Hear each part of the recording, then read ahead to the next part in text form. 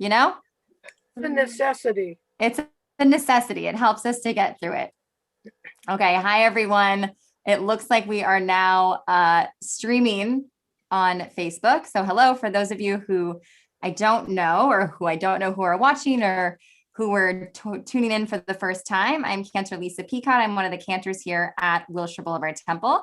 And welcome to our class called Midrash and Merlot. We're going to be studying some of our traditions midrashim, looking at the traditional interpretations, as well as some modern feminist insight. As we know, much of our tradition has been written by men and interpreted by men. And through the study of Torah, the study of Talmud, the study of midrashim, as women, we have an opportunity to lend our voices to that history of interpretation.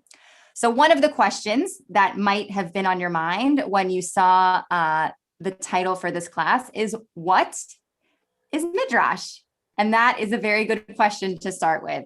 So Midrash is an interpretive act. It seeks to answer religious questions, both practical and theological in the Torah. So questions that fill those holes in the biblical narrative. So for anyone who has studied Torah, there's not a lot of detail. All of a sudden, you're just going to have someone's name, say, for example, Abraham, and you don't know where he came from, and you don't know why he was chosen. You just are given Abraham, and you have to follow the story from there. So the Hebrew root, drash, so Dalet Resh Shin, means to inquire or to interpret. So if you've ever heard of the rabbi's drash or the rabbi's drasha, that literally means when they do their sermon, when they do their little take, that it's their interpretation of the particular text that they are talking about at that time. So Midrash responds to contemporary problems and it crafts new stories, making connections between Jewish reality and the unchanging biblical text. For a very traditional sense, the biblical text is as it's meant to be. There's no mistakes. Everything is there for a reason. And so when we do find those moments where we go, that doesn't quite make sense, the rabbis of our tradition would come up with these midrashim, these explanations to explain those questions. So midrash falls into two categories. You have midrash halacha, which is midrash that specifically is about a particular law or religious practice. Halacha meaning Jewish law. And that we're going to be mostly looking about in this class is midrash agadah. Agadah means telling. So these are stories that interpret the biblical narrative, exploring questions of ethnics or theology, or creating stories and different parables based upon the little bit of Torah text that the rabbis were given. So most of the midrashim that we have were compiled between about 200 and 1000 Common Era CE. They were written by rabbis who were steeped in the Torah and completely absorbed by the Jewish questions of their day and age. So the works of the Midrash Agadah, they kind of sit on the ground between this idea of complete reverence for the Torah. The Torah is the ultimate truth for these rabbis, but there's also a lot of theologic creativity, which kind of reveals where some of these rabbis were in their own thinking of God and their role in the universe and the role of the Jewish community. Historically, as I said, the rabbis wrote these midrashim to explain problems they found in the biblical text. If there seemed to be a missing part of the story or an inconsistency between two different passages, a repeated word, a repeated verse, the rabbis would seek to explain this problem by creating a midrash. They would fill in the missing dialogue. They would reconcile whatever contradiction there was. They would somehow show that there really is no redundancy or repeated word because every single word is there for a reason to teach a specific lesson or practice of our tradition. So the way that midrash is taught, and when you hear the rabbi say, the midrash says this, it's taught as if it's the way that things happened. For instance, I'm going to mention a midrash that I'm sure maybe you thought was in the Torah, or maybe you knew was midrash, but it's the story of Abraham smashing the idols. A lot of people think that that story comes from the Torah, but it doesn't. So this is the story. Terah, Abraham's father, was an idol manufacturer who once went away and left Abraham in charge of the entire store. A man walked in and wished to buy an idol. Abraham asked him how old he was, and the man responded, 50 years old. Abraham then said, "You are 50 years old and would worship a one-day-old statue?" At this point, the man left ashamed. Later, a woman walked into the store and wanted to make an offering to the idol. So Abraham took a stick, smashed the idols, and placed the stick in the hand of the largest idol. When Abraham's father returned, he asked Abraham what happened to all of the idols in the store. Abraham told him that a woman came in to make an offering to the idol. The idols then argued about which one should eat the offering first. Then the largest idol took the stick and smashed all of the other idols. Abraham's father responded by saying, "They are only statues. They have no knowledge." Whereupon Abraham said to his father, "You deny their knowledge, and yet you worship them." That whole creation of a narrative is a midrash to explain the question, why did God choose Abraham to be the one to pick up and leave where he was from to start a new life and a new people? So this is the point of midrash, is those questions of, as we read along in the Torah, why is this here? You come up with these huge stories and parables to try to explain, and those in turn become a part of our tradition that is passed on. Do you guys have any questions about that thus far? Or maybe there's some midrashim. Did you guys know that was a midrash, or did you think that that happened in the Torah? Answer truthfully. That's okay. You don't have to answer. So what I want to start with tonight is we're going to start in the book of Genesis with one of the very first narratives in the Torah, which is the narrative of creation. For anyone who has studied the Torah, in the creation narrative, there are two different stories of how man is created. Within Genesis 1, there's two different stories of how man is created. And so what we're going to study tonight is the midrash that the rabbis come up with in order to explain how there are two different versions of the creation of man, because they happen in two very different ways. And the way that they explain this is, there must have been, when man was created and man had a wife, there must have been a first wife, and she wasn't good enough. And so God had to start all over again. And then God created Eve, and Eve was good enough. And that wife that wasn't good enough was called Lilith. And Lilith within the male rabbinic tradition is like this demon goddess who haunts our children in the night. And so we're going to study this midrash of what this awful first wife must have been like to Adam. So I'm going to go ahead and share my screen so that we can start to look at some of this text.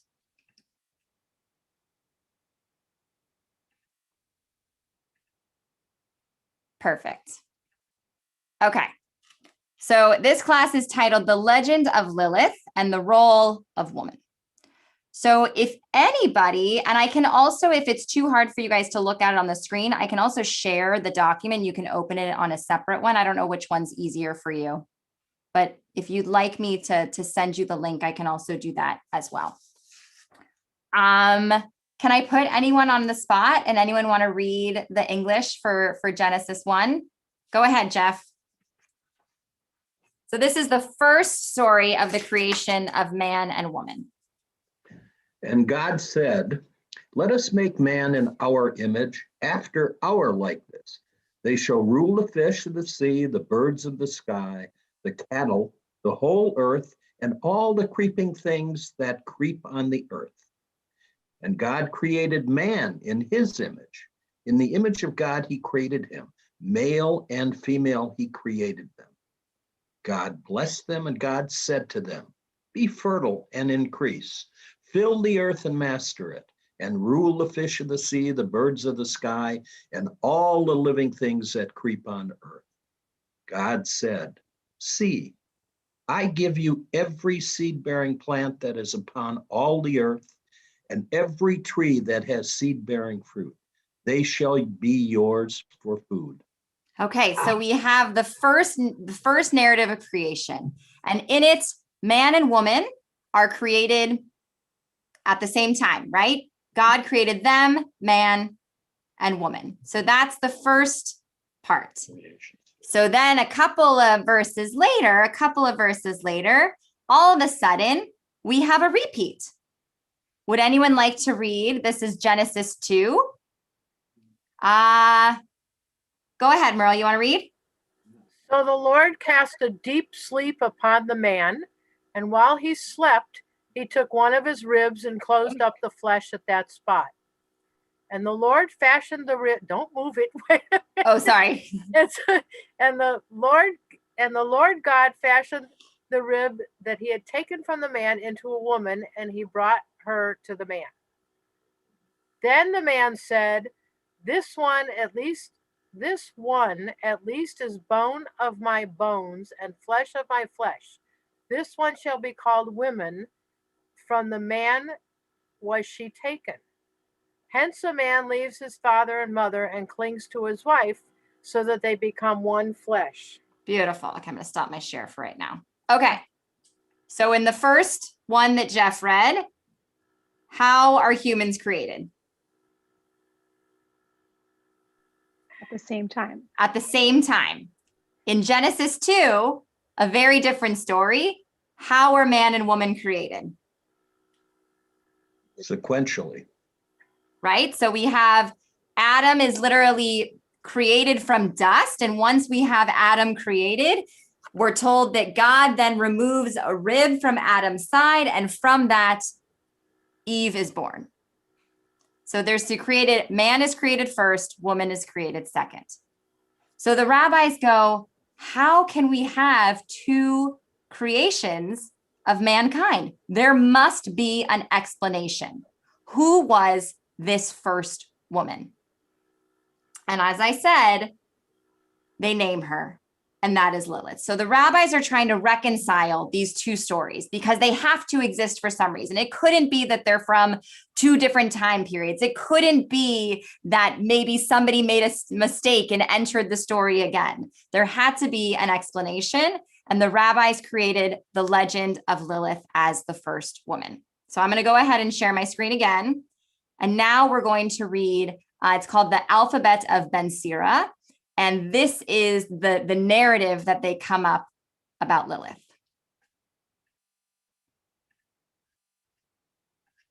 Okay, don't worry about the Aramaic. I'm not going to ask anyone to read Aramaic tonight. Does someone want to tackle the first paragraph? Let me see if I can see everybody. Anybody? Going once? Going twice? Hi, Jen. Hi. How are you? Good. How are you? Good. Go ahead. Read for us. When God created the first man, Adam, alone, God said, "It is not good for man to be alone." So God created a woman for him from the earth like him and called her Lilith. They, Adam and Lilith, promptly began to argue with each other. She said, "I will not lie below." And he said, "I will not lie below, but above, since you are fit for being below and I for being above." She said to him, "The two of us are equal, since we are both from the earth." And they would not listen to each other. Since Lilith saw how it was, she uttered God's ineffable name and flew away into the air. Adam stood in prayer before his Maker and said, "Master of the universe, the woman you gave me fled from me." Anybody want to tackle the second paragraph? Go ahead. I'm going to ask you to unmute. Is that Roya? That is me. I couldn't see the name. Oh, there it is. Now it appears on a different screen. I was like, I know that person. The Holy Blessed One immediately dispatched the three angels, Sanoi, Sansanoi, and Don't even try. Yeah. Samangalof, after her to bring her back. God said, if she wants to return, well and good. And if not, she must accept that 100 of her children will die every day. The angels pursued her and overtook her in the sea, in raging waters, the same waters in which the Egyptians would one day drown, and told her God's orders. And yet she did not want to return. They told her they would drown her in the sea, and she replied, leave me alone. I was only created in order to sicken babies. If they are boys from birth to day 8, I will have power over them. If they are girls from birth to day 20. When they heard her reply, they pleaded with her to come back.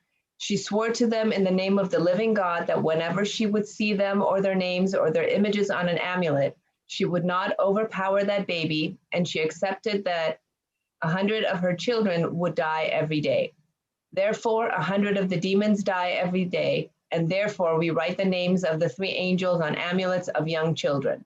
When Lilith sees them, she remembers her oath, and the child is protected and healed. Thank you. Wow, that's quite a story to explain what that first wife of Adam must have been like.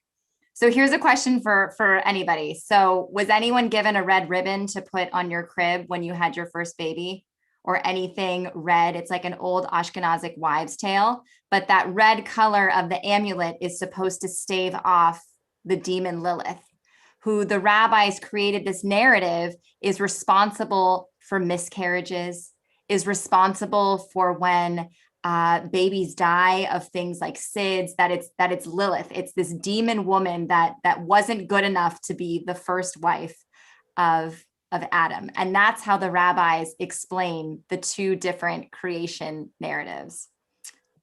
So what do you think of this story? Go ahead, Merle. I was just looking up, I remember seeing, and I haven't seen it in years, Lilith magazine. Yeah. And why was that? It doesn't say why the magazine was created, but what it looks like, it's an extremely feminist publication that kind of complains about everything else going on in the world. Yeah. So It's Lilith the simplest magazine. way I can explain what I just read in this little itty bitty paragraph. Yeah. So Lilith magazine. And then also I remember when I was in like elementary school, Lilith Fair was a big thing. And it was this big like feminist music concert. And there was this whole effort within like the feminist movement in the 70s to kind of regain the story. And we're going to read a feminist midrash about Lilith to kind of like take back her story of like being demonized, all because she literally said to Adam, you're not better than me. Like, why would I be less equal than you? Why am I not equal to you? We were literally created at the same time. So it kind of became that Lilith became the feminist kind of symbol with the Lilith magazine and the Lilith Fair. So there's been an effort through most of like feminist midrash and a lot of like feminist writings to retake this narrative of Lilith, because really within the rabbinic tradition, it comes back over and over and over again that like Lilith is a demon. So do you think she deserved to be punished for leaving and not returning to the garden and to Adam? Was that the beginning of women's independence? I mean, I don't know. I mean, yeah, it kind of seems like it was. And it, to me, shows how the rabbis might have viewed the role of women in their time. And I think we're all very comfortable in saying that like much of ancient society and much of our world history has been a patriarchal society. But here is like a very clear definition of the only reason Lilith was treated the way she did is because she stood up to her husband and she said, no, I'm equal. Because then you have what Eve comes from. Eve was secondary to her husband, taken from her husband's rib. Go ahead. the story is really a story about women being able to have a voice. Yeah. And so certainly it justifies the rejection of the presence of a woman's voice in Orthodox Judaism. Yeah.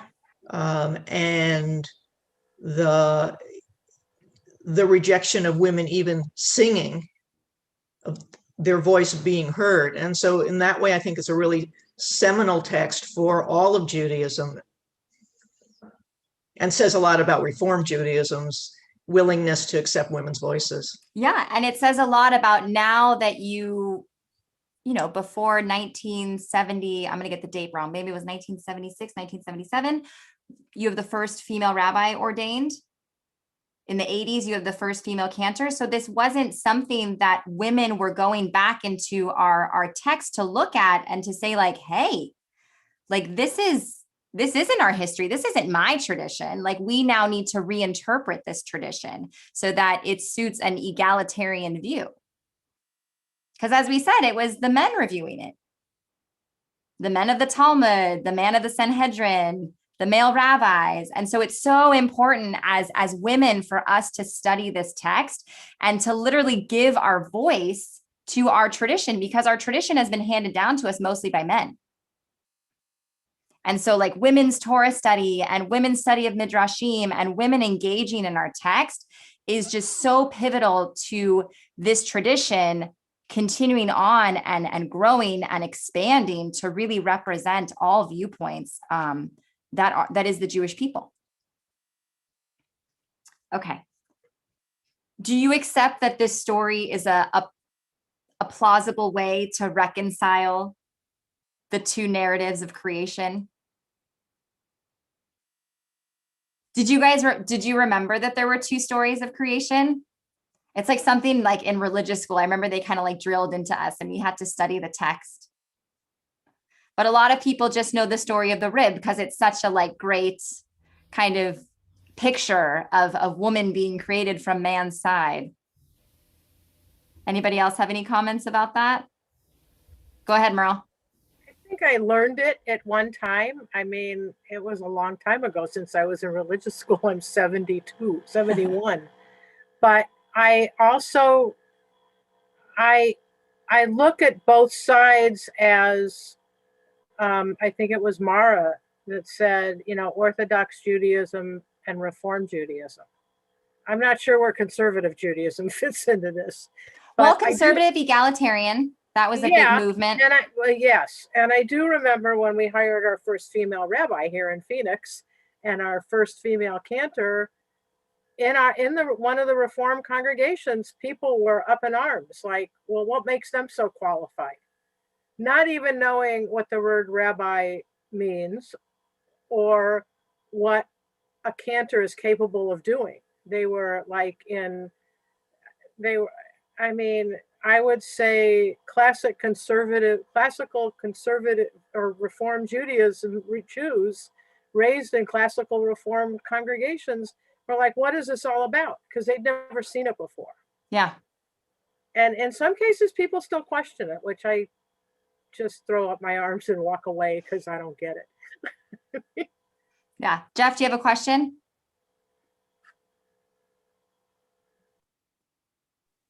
It's interesting. In one of the stories, you still have a problem.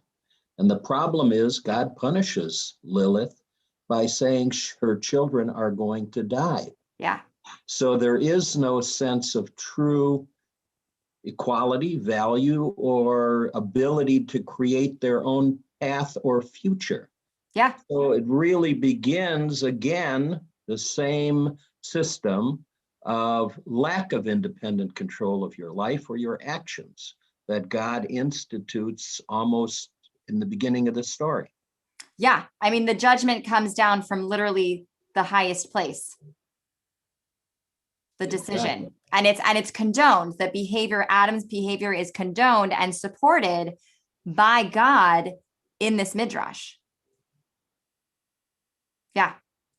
It's almost a sense of protectionism against the independence of women. Well, how many times have we seen that throughout history? Well, when I started out and married Lynn, I was 6'7", but I'm not that anymore. I've been controlled, beaten down. Never, never. Okay, so I'm going to go ahead and I'm going to share my screen one more time, because what we're going to read is oh, I saw someone raise their hand. Did somebody raise their hand? That was Yes, that was Jennifer. me. I was just thinking that I had learned both of those two creation stories, and I have a very distinct memory of, I think I must have been about 5 or so, and I was driving with my mom in the car. I grew up in the valley, and asking my mom where people came from. And my mom told me the story, the first creation story of God creating people out of earth and breathing life into them, etc. And then in going to Hebrew school, I guess it was like kindergarten Hebrew school, and asking my Hebrew school teacher the same question, and her happening to tell me the other story about the rib. And then going back to my mom and saying, I asked Miss So-and-so, and she told me about the rib story. And my mom saying, well, I don't like that story. I like the other one better. We can pick and choose, right? And it's interesting, Jeff, that you mentioned that God's reaction in the story further reinforces that loss of voice for Lilith. And we can look at it next time, but everyone knows the story of Adam and Eve and the apple and the serpent, and who gets the blame in that situation? Eve. Once again, her voice is silenced. And there's some great midrashim from, I would say, some very progressive for their times rabbis, from this time of 200 to 1000 CE, that actually say that Adam was the one to blame. Because if you read the text correctly and you read the text word for word, God never speaks to Eve directly. God speaks to Adam, and Adam then relays the information to Eve, so that it's Adam who adds this extra part. Well, if you eat from it, you'll die. Where if you look at what God really says in the text, God never says, if you eat from it, you'll die. So there's some interesting similarities of how in some of the rabbinic mindset that Eve was again silenced. So we now have 2 wives, like literally the foundational wives of our tradition in this kind of ancient world, who were silenced and who were banished. And that behavior was condoned by God, right? Because God tells Eve that her punishment is going to be the pain of childbirth. Like, thanks, God. Really appreciate that one. Okay, so now we're going to see how feminist midrash kind of takes all of these traditions and through the act of storytelling, flips them on their head. So I'm going to go ahead and share my screen one more time. Okay, so this is a great feminist midrash called The Coming of Lilith by Judith Plaskow. And it was written in 1972. Any volunteers for reading?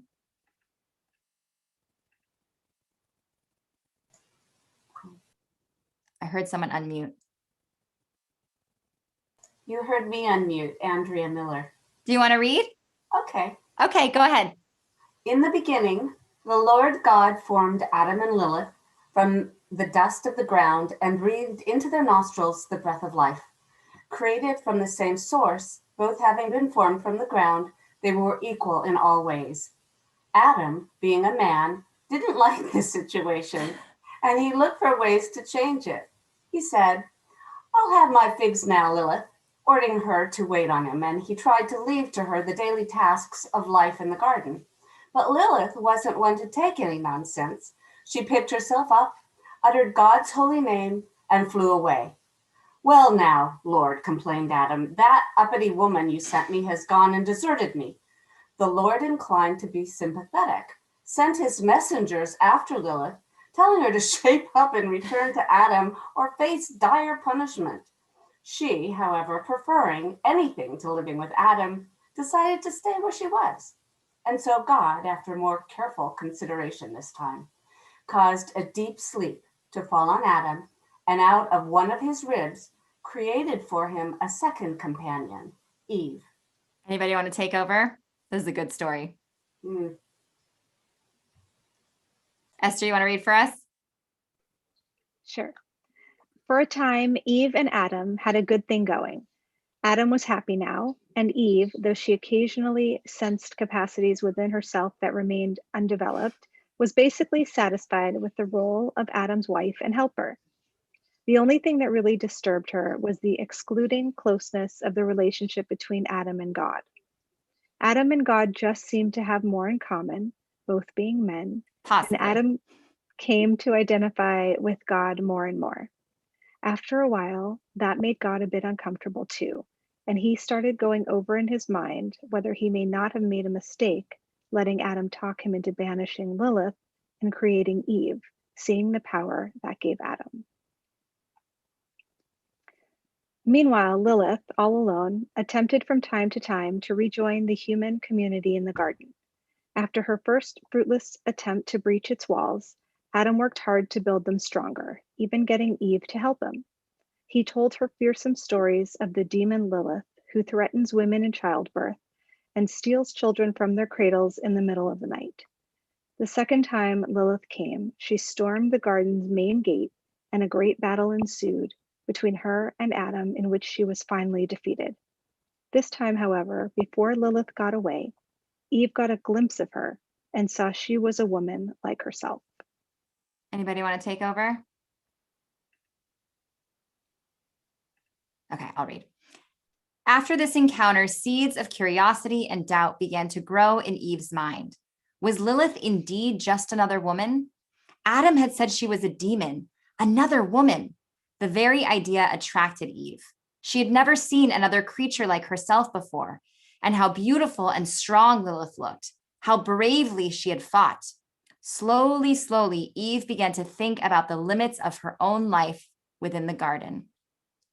One day, after many months of strange and disturbing thoughts, Eve, wandering around the edge of the garden, noticed a young apple tree she and Adam had planted, and saw that one of its branches stretched over the garden wall. Spontaneously, she tried to climb it, and struggling to the top, swung herself over the wall. She did not wander long on the other side before she met the one she had come to find, for Lilith was waiting. At first sight of her, Eve remembered the tales of Adam and was frightened, but Lilith understood and greeted her kindly. "Who are you?" they asked each other. "What is your story?" And they sat and spoke together of the past and then of the future. They talked for many hours, not once, but many times. They taught each other many things and told each other stories and laughed together and cried over and over till the bond of sisterhood grew between them. Meanwhile, back in the garden, Adam was puzzled by Eve's comings and goings and disturbed by what he sensed to be her new attitude toward him. He talked to God about it, and God, having his own problems with Adam and a somewhat broader perspective, was able to help out a little. But he was confused too. Something had failed to go according to plan. As in the days of Abraham, he needed counsel from his children. "I am who I am," thought God, "but I must become who I will be." And God and Adam were expectant and afraid the day Eve and Lilith returned to the garden, bursting with possibilities, ready to build together. And that's an excerpt from Judith Plaskow's The Coming of Lilith, which is the book in 4 Centuries of Jewish Women's Spirituality. So that was in 1972, I believe. So what do you guys think of that modern midrash? Raise your hand. You don't have to. Much easier to relate to. Yeah. It's definitely one of the 1970s. And I think it shows a different picture of Adam as a very insecure man who really is frightened by a strong woman. Yeah. And losing control. What do you think the author is trying to communicate in this midrash versus what the midrash that we read about Lilith?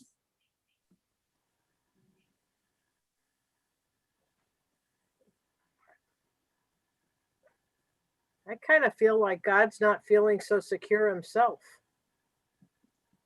or whoever God is. Yeah, it's an interesting choice that for a feminist midrash, that it very clearly gives God a gender, where like the normal is like God is genderless, whatever God is, you refer it to God's power, God this, God that, but this makes a very distinct choice to gender God, to say God is a man, and that God starts to feel a little bit insecure about his own power because of these two strong females.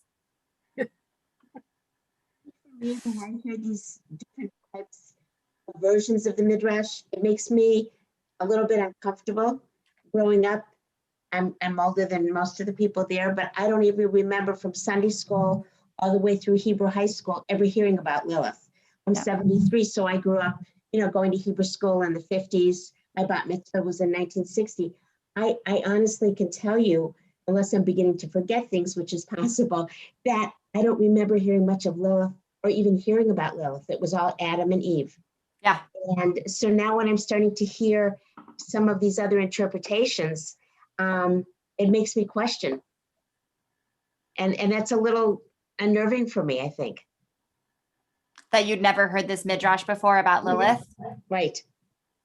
Something they wanted to keep away. Because it's the not so nice side. And it's really easy to focus on the stuff that makes us feel so good about our tradition. But I'd feel like we're not being responsible about this tradition that we're inheriting if we're also not willing to look at the not so nice stuff. We see that a lot in our own American culture. We're having to look at the not so nice stuff about our own place in society and this culture that we've inherited, that's a part of us. But in order to grow and to bring it into the future, we always have to kind of reflect even on the things that kind of make us uncomfortable. And this Lilith, this demonizing of a strong woman, of someone who is afraid to stand up to Adam, as someone who has been called a strong woman, that makes me a little bit uncomfortable, that my lineage of tradition would have demonized a strong woman. What do you think this midrash teaches us about friendship? And this is a Jewish midrash. Like, this is supposed to be like her take as if she was a rabbi looking at the text and trying to fill in holes herself. This is also typical of the qualities of women in their ability to communicate with each other, support each other, comfort each other, and analyze what has happened to them. Yeah. This is unlike the way males deal with this type of emotional situations. Women are empathetic, they're the keepers of all memory, and they repeat these stories to each other repetitively so that they're either not forgotten or they're elucidated and expanded in applicability. Men don't do that, unfortunately. They should, but they don't. It's this modern midrash always makes me think of, it makes me rethink how the Torah frames the relationship between Abraham's wife, Sarah. And Sarah was barren, right? She was unable to have children, and she wanted their lineage to continue so badly that she was willing to hand over her maidservant, Hagar, so that Abraham could have a son to carry on his line. And the relationship in the Torah between Sarah and Hagar, they hate each other. And Sarah banishes Hagar to live in the desert, to raise her child by, herself. And it makes me question like how that relationship was framed, because we see how the relationship of this imaginary Lilith and Eve has been framed in the rabbi's imagination as well. And what if Sarah and Hagar were able to have a heart-to-heart about what it is that they were experiencing, if they could support each other, and for Hagar to say, I'm here for you and I just want you to have your family. I mean, think about like modern day surrogacy. What if it was a situation like that? So it's always interesting to kind of see how these dynamics and how the females were kind of played off one another, how it affects how we read different narratives in the Torah moving forward. Go ahead, Merle. I also think, that I see women of any age who aren't secure enough to have relationships where they can go off with their girlfriends and talk or commiserate or anything like what Jeff was saying. And I think that that's really important, that you need those relationships in order to justify your existence and to justify that you can come out and be vocal and say what you need to say and help others. That wasn't available then. I don't even think it was available when I was growing up. In my house, in my parents' home, it was, but I have family where it's still a question in some relationships. That's really interesting. Go ahead, Mara. I think we need to be careful not to gender every story so that we make assumptions about what behavior should occur based on gender. So all women are this way or all men are this way. Yeah. I also have a question. Yeah. So we know that there were well-educated Jewish women hundreds of years ago. Yeah. Were they writing Midrash? So they're like in the class that Rabbi Nanis just had, where she had covered some of these women who were seen as like rabbis in their community. It's just, we don't necessarily have their voices. I'm sure there were the wives of some of our most famous rabbis of the Talmud were considered to be like rabbanit in themselves, and they were scholarly and they supported their husbands. But we don't necessarily have their words. It's not a codified document the way that we have, the words of Rabbi Akiva and the words of what we just read with the alphabet Ben Sira. And it's unfortunate because I'm sure we lost a ton of perspective of what it was like and what were the issues that they were grappling with at the same time that their husbands were creating the same midrashim. Go ahead, Jeff.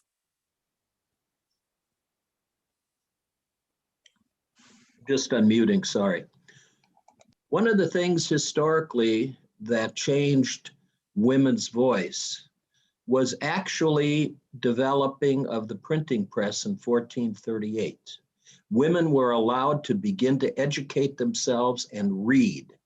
And the rise of the intellectual woman and the ability to educate women began only after the printing press created the ability for them to get literature of all sorts, not just religious literature, but educate themselves. It was no longer just men who studied or who had access through a religious organization, a shul or whatever, to the traditional books and studies. So that the printing press is what liberated basically women's minds. And it's been a nightmare ever since. No, I didn't mean that. Oh boy. Sorry, I had to do that. No, that's fine. That's fine. So I guess my next question, as this is kind of our introduction to the world of Midrash, in our next class, we're going to look at another really interesting story because we don't really hear from her other than the fact that she turns into a pillar of salt. And that's Lot's wife, who, when she's told by God to not look back at the just destruction of like fire and brimstone that is her entire community and her entire world that she has known, that when she looks back, she turns into a pillar of salt. And that's supposed to be a lesson for us reading in the year 2021. So that's what we're going to be looking at next week. So this was just kind of like our toe dip into the world of Midrash. But I have a question. So we read this Judith Plaskow, this feminist modern Midrash. What do you think gives someone the authority to rewrite biblical text? Like, is that within our role, do you think, to rewrite biblical text the same way that the rabbis who created these midrashim that we read earlier in the class that they really did. They recreated biblical text. There's, a line missing and they filled in the gaps. Do you think that we have the authority to do that? Go ahead, Merle. Is it really rewriting the text, or is it trying to come up with an explanation? It's trying to come up with an explanation. In Torah study or anything else. Yeah, it's trying to come up with an interpretation. I think that when we discuss, one sentence in Torah study in 2 hours or 2 weeks or whatever, I don't think we're trying to rewrite anything. I think we're trying to explain it to ourselves. Yeah. I think that's great.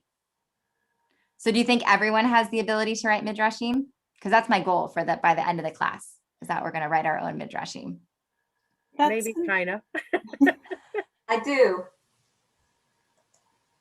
That's been something I've wondered myself, is because I've read some of these modern midrashim before, and kind of wondered, like, how did it get decided which ones made it in to say it's sort of the canon of midrash that we have, and were there other things that didn't make the cut?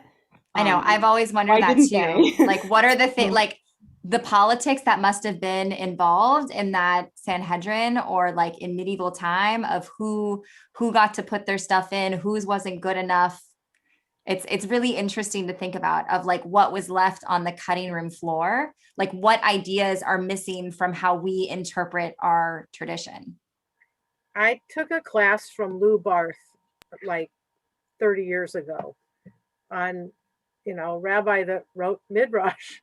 And the biggest thing in this class, it was one of the URJ Kolaz at the time, Kolot programs. And the big thing, it wasn't an argument, but it was a heavy discussion in the class, was who gives anyone the right to make up these stories or create these stories.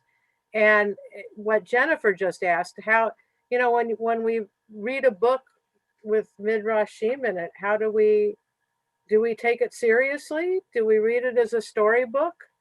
And how do I guess my question is how do we explain this as our grandchildren get older? How do we explain to them that someone created a story to go with what you just read in Hebrew school this week? Yeah. I don't know how to explain it to them. And they ask, because they don't, why does this book that we're reading from say one thing, and why are you telling me what you read somewhere?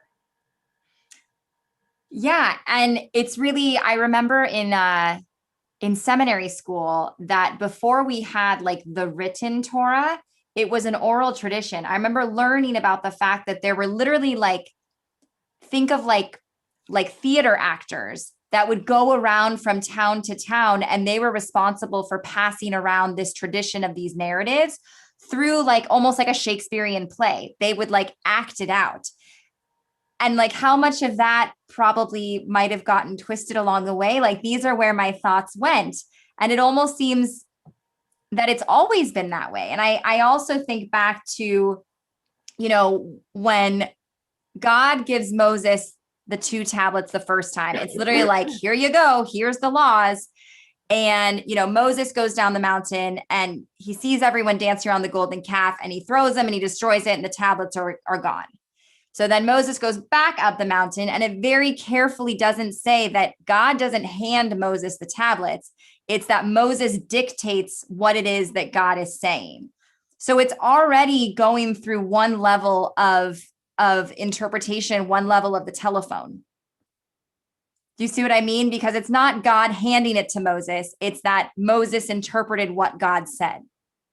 So I almost feel like that's the tradition that we have inherited, is that we read the text and then we interpret, and we ask and we question and we create a midrash, and we say, well, what if this actually happened? But what if this actually happened? And the text is kind of meant to be a rubric of how to understand where the narrative goes, but that we're supposed to fill in the gaps along the way, because that's how we engage deeper in the text itself.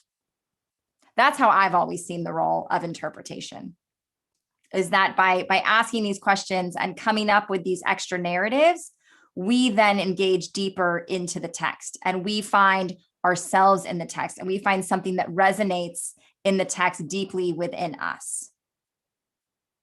Like when I read the Midrash of Lilith, it like awakens this like feminist like bear that just wants to go through all of Torah and find any kind of circumstance, you know, to fight against it, or any kind of circumstance to say like, oh, you know, this might be related. And perhaps the way that this character was treated in this narrative is a reflection of what the original thought might have been. So I think it just furthers our study and furthers our attachment to the text. I'm curious how anybody else feels, because that's just how I feel about it. Go ahead, Mara. I agree.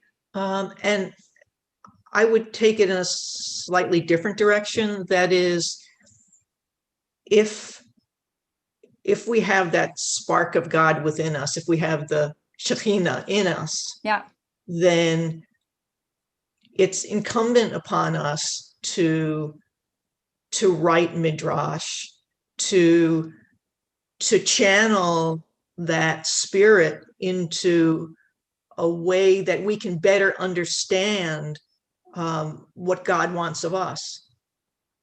That's beautiful. That's really beautiful. Thank you. Go ahead, Jeff. Over all this time that midrashim have been written, the thing that's really changed is our intellectual capacity and our emotional empathy. We see things now that were never seen in the medieval times as far as emotions or the value of actions and how they create reactions. So that we, in our growth intellectually, can alter, change, write stories that relate to our time. Yeah. So change is inevitable in all of us, and changing the empathy or the impact of the story to how we relate to our generation is, you know, the essence of why we continually restudy and raise questions that are new, that those people in the 1400s would not have even admitted were our capabilities emotionally or psychologically to understand. Yeah. So, If the Torah to us is this living document that, you know, each Simchat Torah, we start again, right? Because our lived experience has been different in that year. We're forever going to read the Torah differently because of this year that we have experienced in the pandemic. I had never paid attention to the Torah portion of Tazria Mitzorah, but this year it is a whole different animal of how you treat sick people in the community, of how you protect the community. So it's exactly what Jeff is saying, that in order to have this living document that can sustain our people 1,000 years from now, we have to constantly bring our own experiences and to bring the modern world and to bring all of the different just all of our different experiences to the table. And sometimes that will involve midrashim in order to move this document forward. I love that. Thank you. Anybody else?